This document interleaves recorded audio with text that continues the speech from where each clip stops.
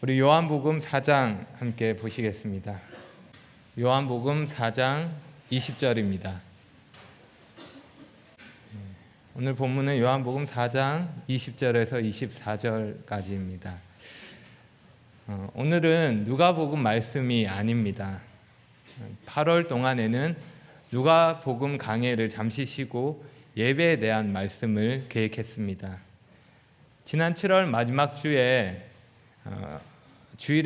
마지막 주일에 예배에 대한 간담회가 있었는데 그 시간을 통해서 형제님들의 생각을 들을 수 있었습니다. 또한 예배에 대한 가르침이 필요하다는 것을 알 수 있었습니다. 그래서 8월에는 3번에 걸쳐서 예배에 대한 말씀이 증거될 예정입니다. 3가지 주제에 대해서 증거될 텐데, 먼저는 누구를 예배하는가, 그리고 왜 예배하는가, 그리고 어떻게 예배하는가라는 3가지 주제를 가지고 말씀이 증거될 것입니다. 오늘은 그 첫 번째 시간으로 누구를 예배하는가라는 주제입니다. 예배에 대한 말씀, 그 시리즈 시작이라는 막중한 책임을 주고 저는 지금 비장한 각오로 이 자리에 서 있습니다. 저의 비장함이 느껴지십니까? 삭발을 해야 될까요? 아니죠. 비장함이 느껴지시죠? 여러분, 우리는 무슨 힘으로 이 땅을 살아갈까요? 흔히 한국 사람들은 밥심으로 산다라고 말하는데 영적으로는 어떨까요? 예수님을 믿는 사람들은 예배의 힘으로 살아갑니다. 우리는 예배를 통해서 하나님을 만납니다. 하나님의 은혜를 만납니다. 예배를 통해 영원한 관점으로 세상을 바라봅니다. 예배를 통해서 영적인 힘을 얻고 하나님을 경험하게 됩니다. 예배가 세상을 이기는 힘이 되는 것입니다. 정말? 예배를 통해 힘을 얻는다고? 예배가 그런 거였어? 그런데 난 왜 예배를 드리고 나면 힘이 빠지는 거지? 매주 드리는 만찬 예배는 지루하고 말씀 예배는 귀에 잘 들어오지 않고 나에게 예배는 견뎌내야 하는 나의 인내를 훈련하는 시간인데, 과장된 이야기일지는 모르지만 어느 정도 공감할 수 있는 말입니다. 왜 그럴까요? 왜 우리는 예배를 통해서 힘을 얻는 것이 아니라 그렇지 못할 때가 많은 걸까요? 그것은 우리가 자주 예배에 실패하기 때문입니다. 이 자리에 여기 앉아있지만 제대로 예배 드리지 않을 때가 많기 때문입니다. 예배를 실패하고 나서 그냥 집으로 돌아갈 때가 많기 때문입니다. 단순히 순서에 따라 시간을 보내고 종교적인 의무를 마치는 것뿐입니다. A.W. 토저라는 분은 오늘날 교회 예배를 평가하면서 이렇게 말했습니다. 예배는 교회의 잃어버린 보석이다. 어떻게 생각하십니까? 예배를 잃어버렸다고요? 예배하기 위해서 모인 무리가 교회인데, 교회가 존재하는 목적이 예배인데, 매주 교회가 모여서 하는 일이 예배인데 예배를 잃어버렸다니요. 너무 지나치게 비관적인 평가 아닐까요? 그런 평가는 다른 교회의 이야기지 우리는 아니야. 그런가요? 우리와는 별로 상관없는 그런 평가일까요? 지금 우리 교회는, 지금 나 자신은 하나님이 허락하신 예배라는 보석을 어떻게 관리하고 있는지요? 예배라는 보석을 정말 귀중하게 잘 생각하고 잘 관리하고 있는지요? 아니면 그 존재의 가치와 소중함을 잃어버렸는지요? 어느 책에서 오늘날 교인들이 예배 드리는 유형에 대해서 이렇게 분류했습니다. 강단을 바라보고 있지만 딴 생각을 하는 딴 생각파, 부족한 잠을 교회 와서 보충하는 수면파, 수시로 시계를 들여다보며 끝나는 시간만을 기다리는 초조파, 옆 사람과 글을 적어서 대화를 나누는 쪽지파, 모든 관심이 예배 끝난 후에 있을 모임에만 쏠려 있는 동아리파, 그냥 자신이 읽고 싶은 성경을 읽고 예배 시간을 보내는 실속파, 핸드폰으로 딴짓을 하며 그냥 시간을 보내는 멀티파, 다양한 유형들이 있습니다. 혹시 여러분에게 해당되는 것이 있습니까?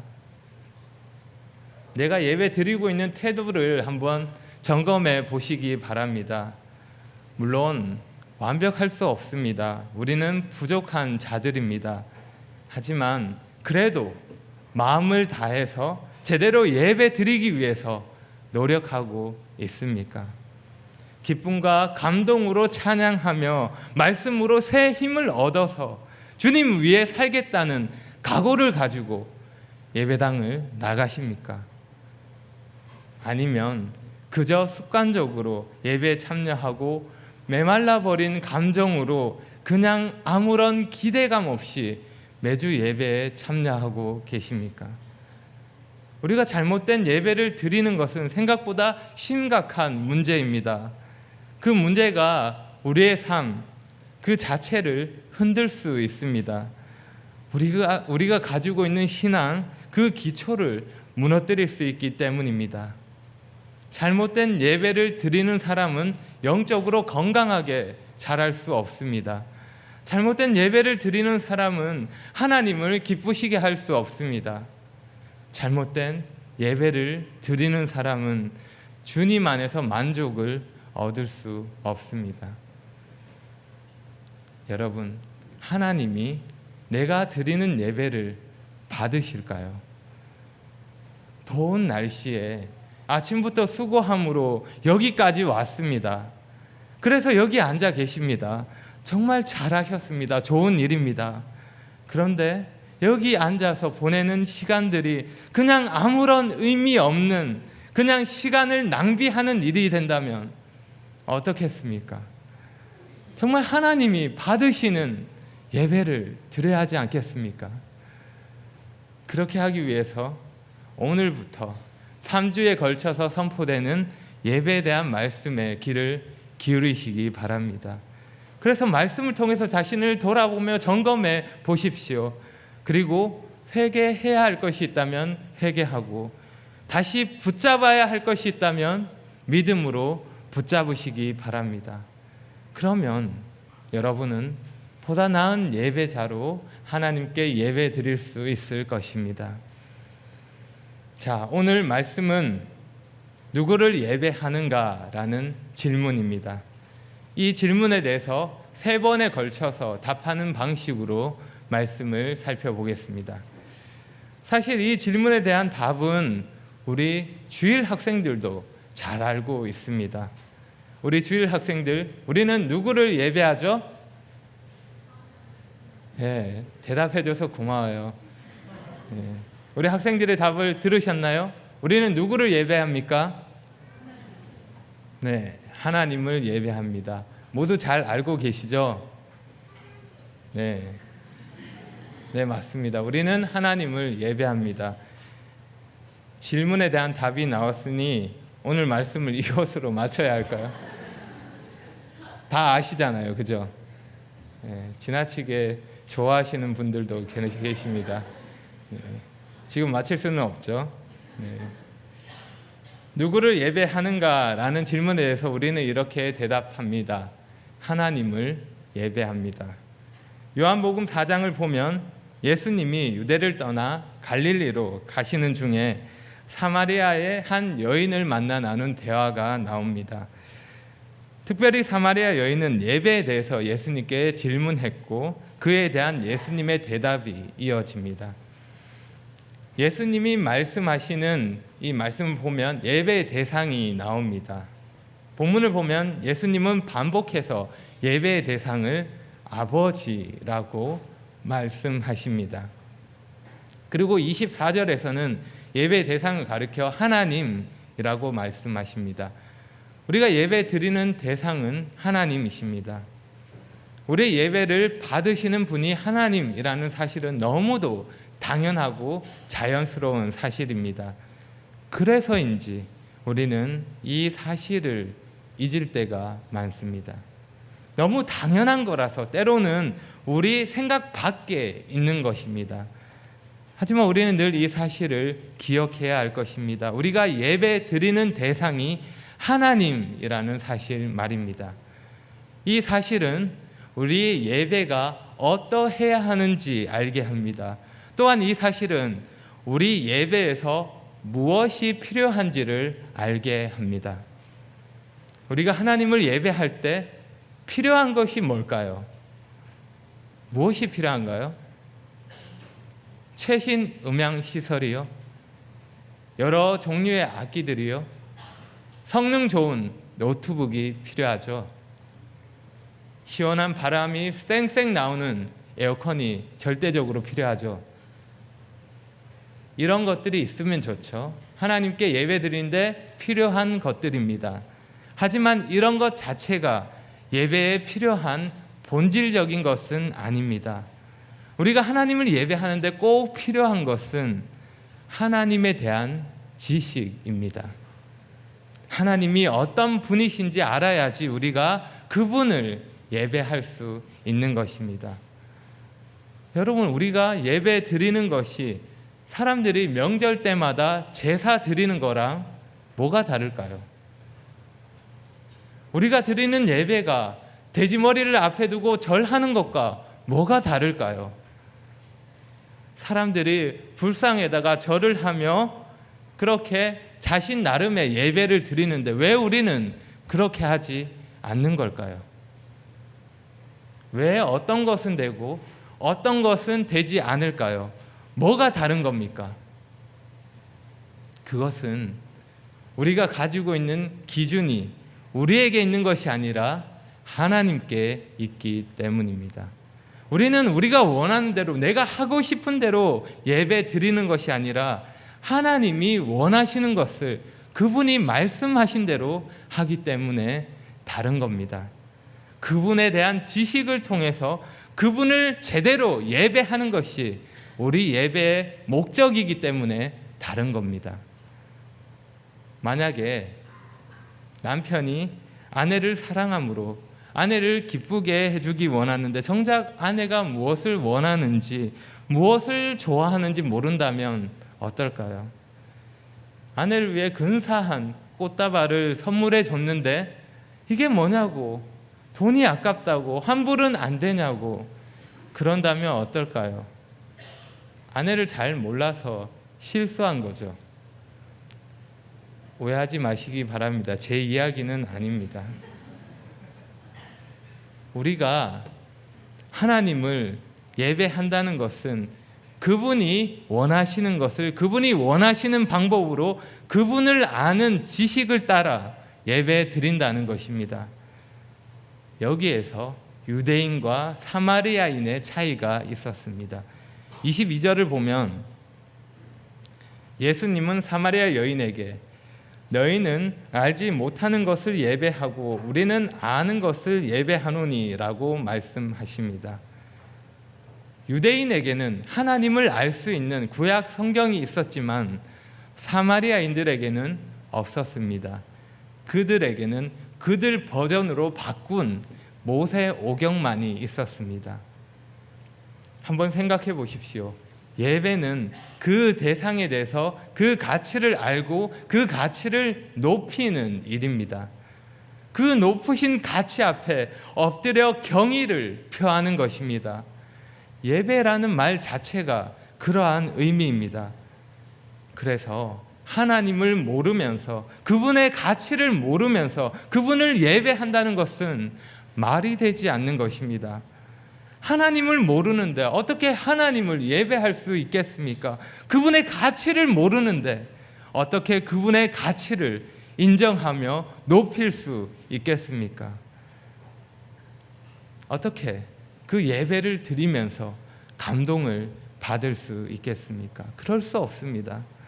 하나님을 알므로 그분이 얼마나 놀라운 분이신지 알 때 우리는 자연스럽게 그분 앞에 엎드려 그분을 예배하게 되는 것입니다. 만약 여기에 고려 청자 국보급의 도자기가 있다면 어떨까요? 아무것도 모르는 제가 볼 때 그 도자기는 그냥 써먹을 데가 없는 골동품일 뿐입니다. 왜 그렇습니까?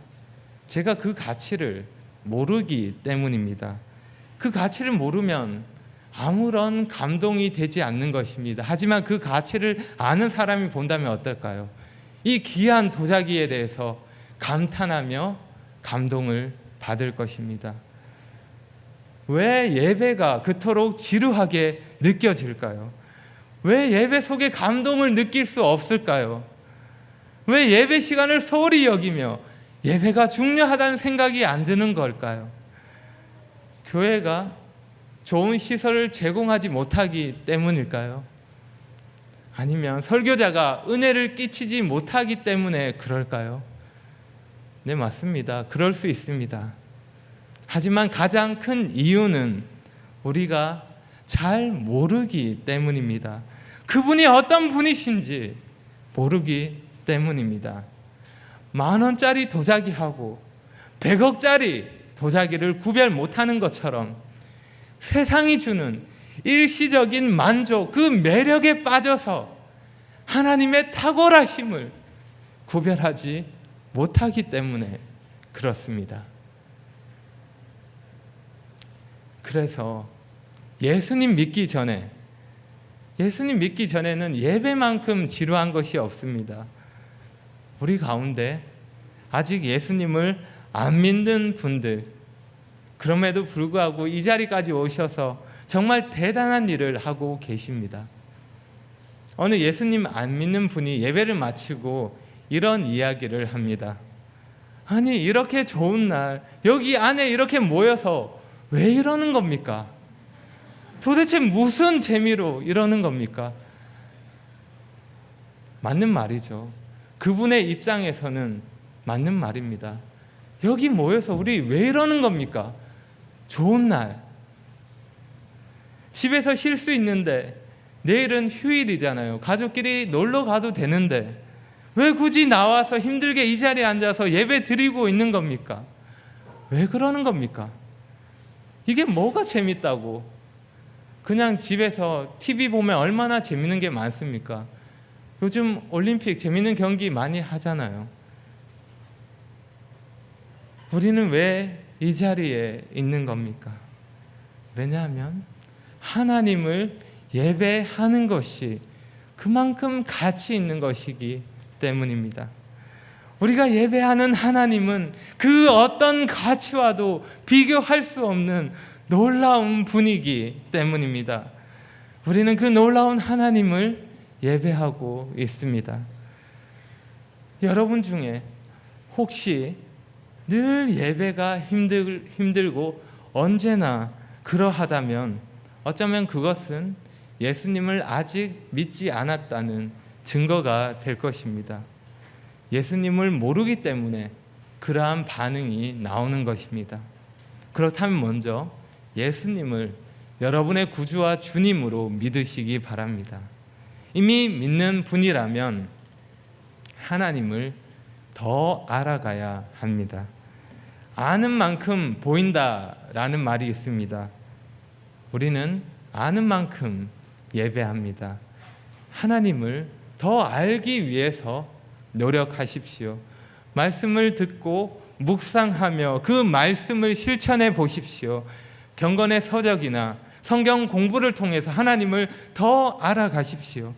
그분을 아는 지식으로 즐거워하며 그분과의 개인적인 교제를 통해서 친밀함을 쌓아가시기 바랍니다. 하나님을 알면 알수록 예배는 더 놀라운 경험이 될 것입니다. 자, 다시 질문으로 돌아옵니다. 우리는 누구를 예배합니까?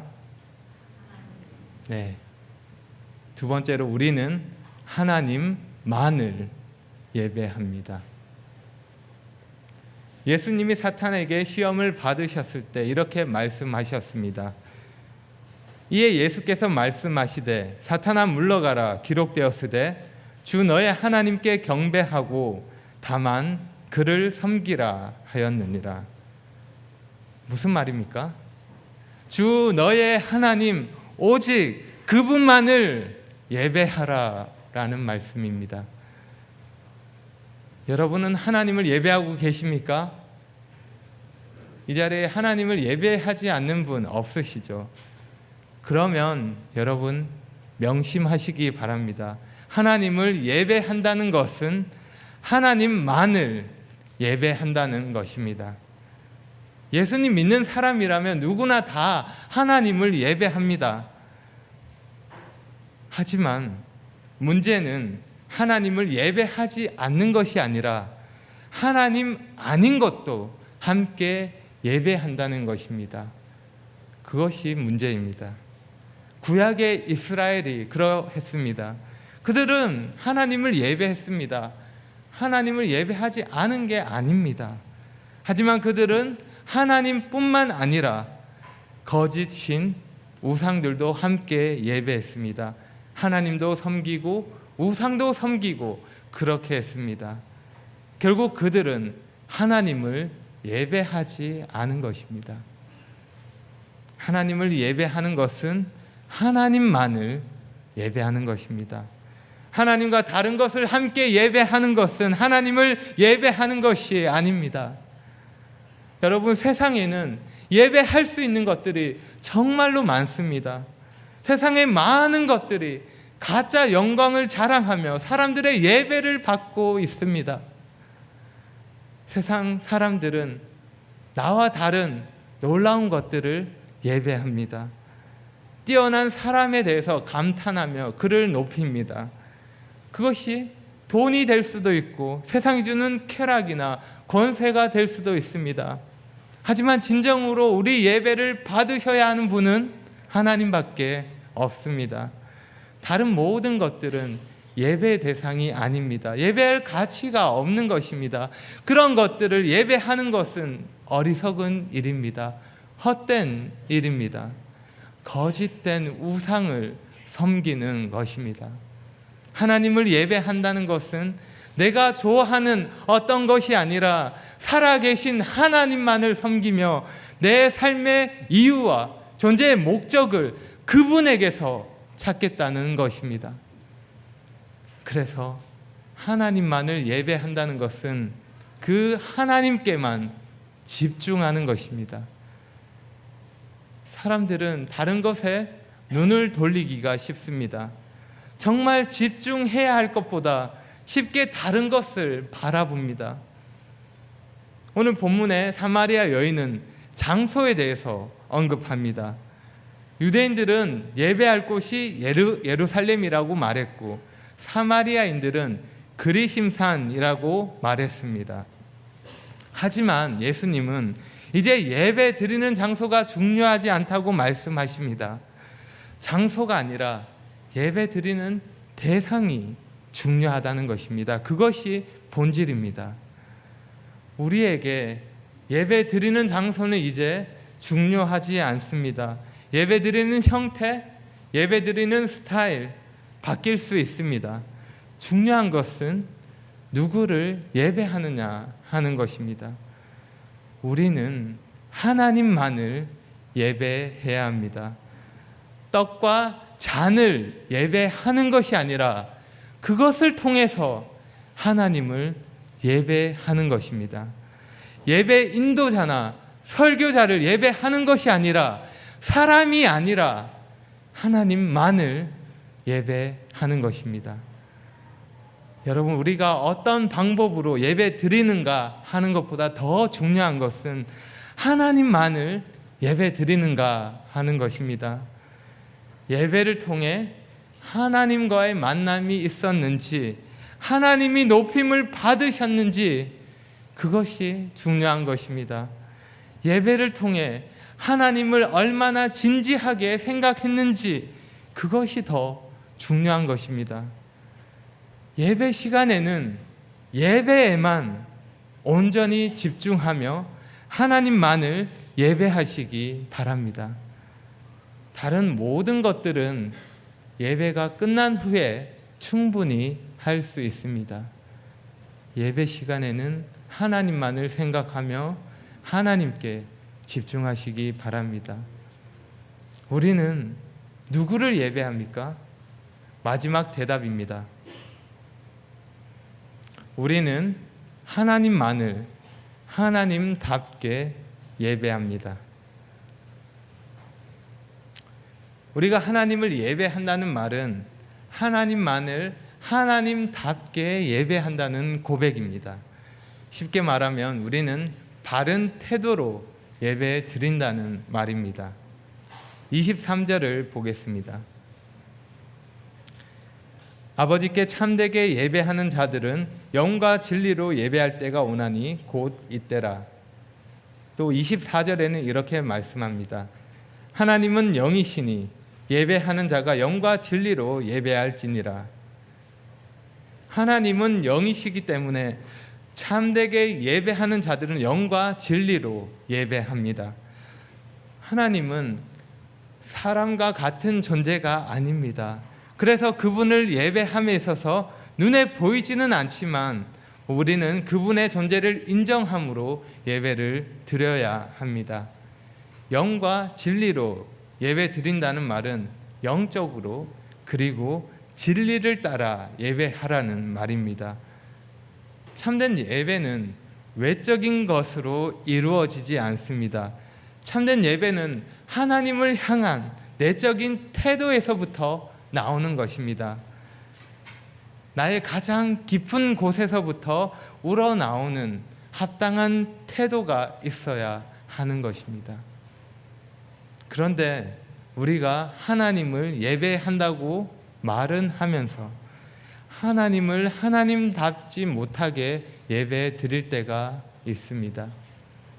중요한 사람을 만나는 것보다 못한 태도로 하나님을 만날 때가 있는 것입니다. 우리 주 예수님의 희생으로 자격 없는 우리가 제사장이 되어서 하나님께 예배 드릴 수 있게 되었습니다. 특별히 몇몇 제사장들만 예배를 드리는 것이 아니라 교회가 우리 모두가 하나님을 예배할 수 있게 되었습니다. 구약의 이스라엘 사람들은 생각도 할 수 없었던 일입니다. 이 놀라운 특권을 받은 우리가 예배 드리는 태도는 어떠한지요? 만약 구약의 제사장이 내가 예배 드리는 것처럼 예배를 드린다면 하나님 앞에서 살아남을 수 있을까요? 하나님은 우리가 만만히 여기고 가볍게 여길 대상이 아닙니다. 하나님을 경외하는 것이 예배의 기본입니다. 단순히 외적으로 눈에 보이는 몇몇 것들이 아니라 내 마음이 어떠한지를 점검해야 하는 것입니다. 우리는 정말 그분을 내 영혼의 깊은 곳에서부터 우러나오는 마음의 자세로 그분이 계시해 주신 진리를 따라서 예배드리고 있습니까? 저는 이 시간을 통해 하나님만을 하나님답게 예배드리기 위해서 3가지 제안을 드리기를 원합니다. 딱 3가지입니다. 하나님만을 하나님답게 예배드리기 위해서 이 3가지를 기억해 주시기 바랍니다.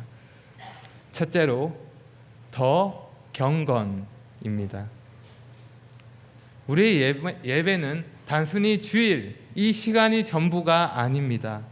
더 경건하게 한 주를 말씀을 묵상하며 그분과 교제하며 준비하시기 바랍니다. 그렇게 할 때 우리가 드리는 예배는 보다 더 하나님께서 받으실 만한 예배가 될 것입니다. 둘째로 더 일찍입니다. 조금만 더 일찍 오셔서 예배를 준비하시고 예배를 기다리시기 바랍니다. 우리가 예배를 기다려야지 예배가 우리를 기다려서는 안 되는 것입니다. 여러분에게는 나름의 생각하는, 내가 교회에 도착하는 시간이 있을 것입니다. 이 정도까지는 괜찮아 생각하는 시간도 있을 것입니다. 여러분이 정한 그 시간을 조금만 더 당겨보시기 바랍니다. 그러면 몸은 더 수고스러울지 모르지만 더 여유로운 마음으로 하나님을 예배 드릴 수 있을 것입니다. 셋째로, 더 집중입니다. 하나님을 하나님답게 예배하기 위해서 집중된 마음으로 예배 드리시기 바랍니다. 이 생각, 저 생각이 아니라 하나님만을 생각하시며 진행되는 예배에 집중하시며 계속해서 노력하시기 바랍니다. 마귀는 계속해서 우리의 마음을 흔들어 방해합니다. 넘어가지 마십시오. 하나님께 최선을 들으시기 바랍니다. 온전히 드려진 순전한 마음으로 하나님을 예배하시기 바랍니다. 물론 예배는 우리가 매주 반복해서 드리는 일입니다. 언제나 동일한 상태로 항상 같은 마음으로, 한결같은 마음으로 드릴 수는 없습니다. 그렇기 때문에 우리의 의지적인 수고와 노력이 필요합니다. 예배는 계속되는 과정입니다. 지금 미숙함이 있더라도 예배드린 나의 태도를 점검하며 훈련함으로 성장할 수 있습니다. 여러분, 예배는 영원히 계속됩니다. 그러니 그날의 온전한 예배를 기다리며 주어진 오늘의 이 예배에 최선을 다하시기 바랍니다. 미국 워싱턴에 조이 펠로십이라는 한인교회가 있습니다. 이 교회의 목사님은 예배 제대로 드리는 교회를 개척하겠다는 열심으로 교회를 세웠습니다. 이 교회는 2시간 반 정도를 예배 드리는데 찬양만 1시간을 합니다. 그것도 모두 일어서서 1시간 동안 찬양합니다. 목사님이 성소에는 의자가 없기 때문에 하나님에 대한 찬양은 서서 하는 것이 합당하다고 생각하기 때문에 이렇게 한다고 합니다. 여러분은 우리 교회에서 예배 드리는 것을 감사해야 합니다. 어쨌든 교회 초창기에 이런 일이 있었다고 합니다. 목사님이 주일 예배 시간에 성도들과 함께 찬양을 하는데 그저 입술에서 찬양이 겉돈다는 느낌이 드는 겁니다.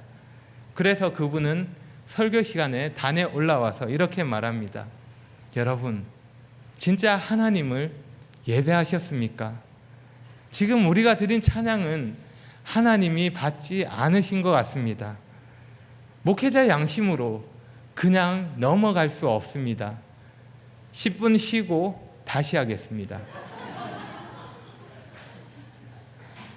그래서 10분 쉬고 1시간 동안의 찬양을 다시 했다고 합니다. 여러분은 우리 교회에서 예배 드리는 것을 정말 감사해야 합니다. 저는 개인적으로 그 목사님의 목회 철학에 동의하지 않습니다.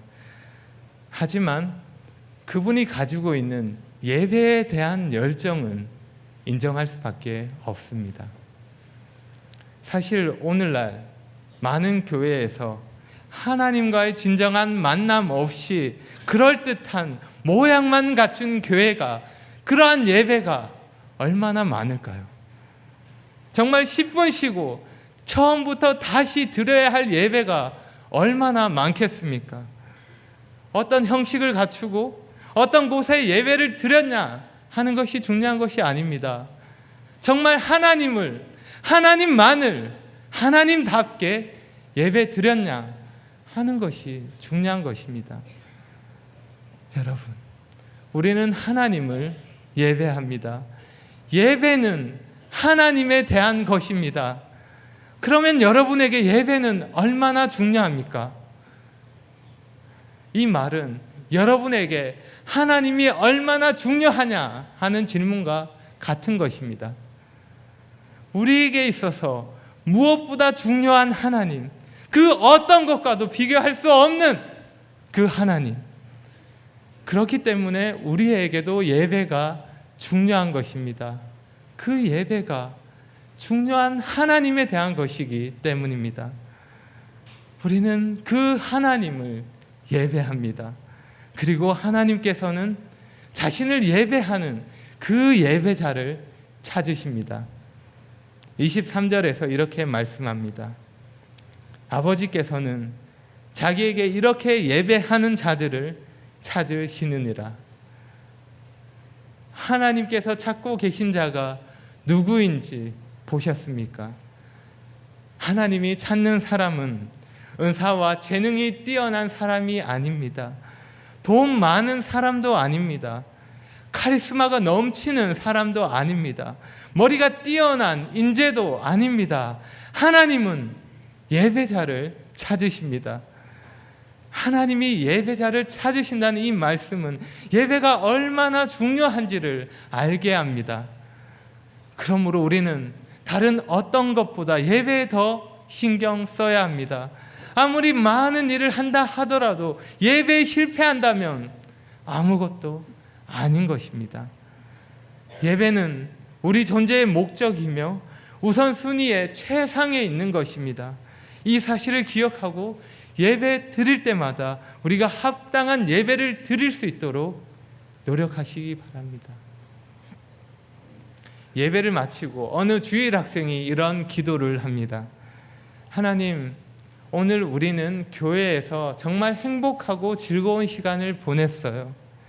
하나님도 그곳에 함께 하셨다면 좋았을 텐데 말이에요. 어느 주일 학생의 이러한 기도처럼 주인공 없이 우리끼리만 모였다가 헤어지는 그런 슬픈 일이 일어나지 않기를 바랍니다. 모일 때마다 영광스러운 하나님의 보좌 앞으로 나아가는 우리 유평교회가 되기를 바랍니다. 우리 모두가 정말 하나님께서 찾으시는 예배자가 되기를 바랍니다. 여러분에게 마지막으로 질문합니다. 우리는 누구를 예배합니까? 네, 우리는 하나님만을 하나님답게 예배합니다. 그래서 어떻게 해야 합니까? 더 경건하게, 더 일찍, 더 집중하시기 바랍니다. 기도하겠습니다.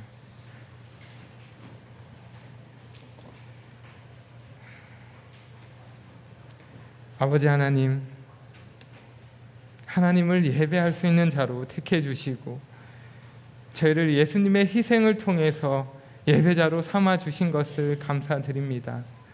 저희가 다 이해할 수 없는 놀라운 특권을 받았습니다. 하나님께 도저히 나아갈 수 없는 자가 하나님을 예배할 수 있게 되었습니다. 하나님의 보좌 앞에 나아갈 수 있게 되었습니다. 그 은혜를 기억하며 저희가 합당한 예배를 드리기를 원합니다. 하나님을 더 알아가며 하나님만을 예배하기 원합니다. 하나님을 하나님답게 예배 드리기 원합니다. 저희에게 고쳐야 할 습관이 있다면 고치게 하시고 회개할 부분이 있다면 회개할 수 있도록 마음을 주장해 주십시오. 보다 더 하나님을 기쁘시게 하는 예배자의 삶을 살 수 있도록 저희를 도와주시기를 간절히 구합니다. 예수님의 이름으로 기도합니다.